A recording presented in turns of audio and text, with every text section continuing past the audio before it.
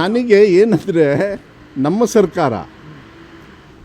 ಸರ್ಕಾರ ಇದ್ದು ನಮ್ಮ ಶಾಸಕರಿಗೆ ಈ ಥರ ಆದಾಗ ಅದು ಮನಸ್ಸಿಗೆ ನೋವಾಗ್ತದಲ್ಲ. ಅದಕ್ಕೆ ನಾವು ಆಗ್ರಹ ಮಾಡೋದೇನು ಅಂದರೆ, ಬರೀ ನಮ್ಮ ಶಾಸಕರಲ್ಲ, ಯಾರೇ ಜನಪ್ರತಿನಿಧಿಗಳಾಗಲಿ, ಪ್ರಜಾಪ್ರಭುತ್ವದಲ್ಲಿ ಸಾಮಾನ್ಯ ಜನರು ಇದ್ದರೂ ಕೂಡ ಇದನ್ನು ಭಾಳ ಗಂಭೀರವಾಗಿ ತಗೋಬೇಕು.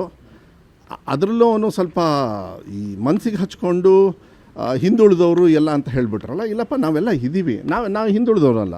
OBC ಹಂಗಾರೆ ನಾನು ಏನು ಮನೆ ಕೂತ್ಕೋಬೇಕಾಗಿತ್ತ? ನಾನು ಬೇರೆಯವ್ರು ಇದ್ರೂ ಹೋಗ್ತೀನಿ, ನಾನು ಇಲ್ಲ ಅಂತ ಹೇಳಲ್ಲ.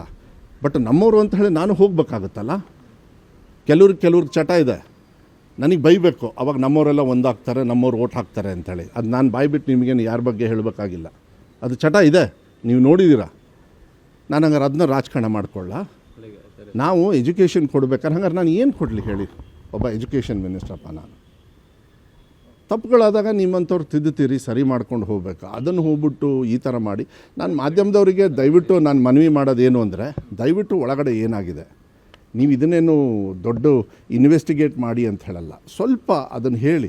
ಯಾಕೆಂದರೆ ಅದು ಹೆಂಗಾಗ್ಬಿಡ್ತು ಅಂದರೆ, ನಾವು ನೋಡಿದಾಗ ನಾನು ಯಾಕೆ ಅವ್ರಿಗೆ ಫೋನ್ ಮಾಡಿದೆ ಅಂದರೆ, ಪ್ರದೀಪಿಗೆ ಯಾಕೆ ಈ ಥರ ಮಾಡಿದ್ನಪ್ಪ ಹೊರಗಡೆ ಬಂದು ಅಂಥೇಳಿ. ಆವಾಗ ಹೇಳ್ದ, ಅಣ್ಣ 2-4 ಗಂಟೆ ಒಳಗಡೆ ಕೂತ್ಕೊಂಡಿದ್ದೀನಿ, ಸರ್ಕಾರಿ ಕಾರ್ಯಕ್ರಮ, ನಾನು ಚೇರ್ ಮೇಲೆ ಕೂತ್ಕೊಂಡಿದ್ದೀನಿ, ಯಾರೂ ಏನೂ ಹೇಳ್ತಾ ಇಲ್ಲ. ಇರೋದು ಒಂದು 7-8 ಜನರು ಪೊಲೀಸವ್ರು ಇದ್ದರು ಅನಿಸುತ್ತೆ. ವೀಡಿಯೋದಲ್ಲಿ ನೀವು ನೋಡಿದಾಗ ಅವರೇ ತಳ್ತಾ ಇದ್ದಾರೆ ಇವ್ರನ್ನ. ಏನು ಎಣ್ಣೆ ಹೊಡ್ಕೊಂಡು ಬಂದುಬಿಟ್ಟು ಕೆಟ್ಟ ಪದ ಯೂಸ್ ಮಾಡೋದು.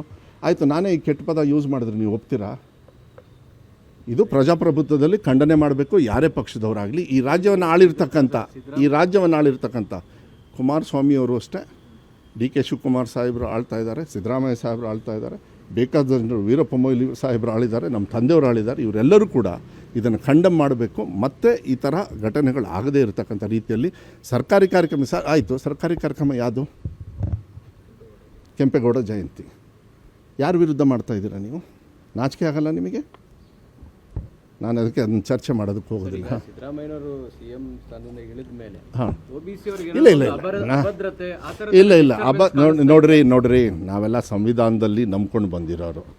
ಅಬದ್ಧತೆ ಆ ಥರ ಬರೋದೇ ಇಲ್ಲ. ಯಾವುದೇ ಜಾತಿ ಸಮಾಜ ಆಗಲಿ ಆ ಥರ ಆಗದೇ ಇರತಕ್ಕಂಥ ರೀತಿಯಲ್ಲಿ ನೋಡ್ಕೊಳ್ಳೋದು ನಂದು ಕೂಡ ಕರ್ತವ್ಯ ಆಗ್ತದೆ. ಅದಕ್ಕೆ ನಾನು ಯಾವತ್ತೂ ಕೂಡ ನಾನು ಧ್ವನಿ ಹಾಕ್ತೀನಿ.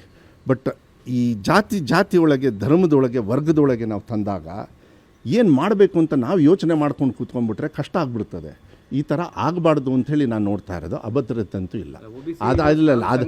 ನಾನು ಹೇಳ್ತಾ ಇದ್ದೀನಿ, ಇದಕ್ಕೆಲ್ಲ ನಾವು ಕೇರ್ ಮಾಡೋದಿಲ್ಲ, ಅಭದ್ರತೆಯೂ ಇಲ್ಲ, ಆ ಥರ ಇಲ್ಲೇ ಇಲ್ಲ. ಪ್ರದೀಪ್ ಅವರು ಅದ್ರ ಬಗ್ಗೆ ತಲೆ ಕೆಡಿಸ್ಕೊಳ್ಳೋದು ಬೇಡ. ಸಿದ್ದರಾಮಯ್ಯ ಸಾಹೇಬರು ಇದ್ದಾರೆ, ಅದೇ ಥರ DK ಶಿವಕುಮಾರ್ ಸಾಹೇಬರು ಇರ್ತಾರೆ. ಅವರೆಲ್ಲ ಸಂವಿಧಾನವನ್ನು ನಂಬ್ಕೊಂಡು ಬಂದಿರೋರು.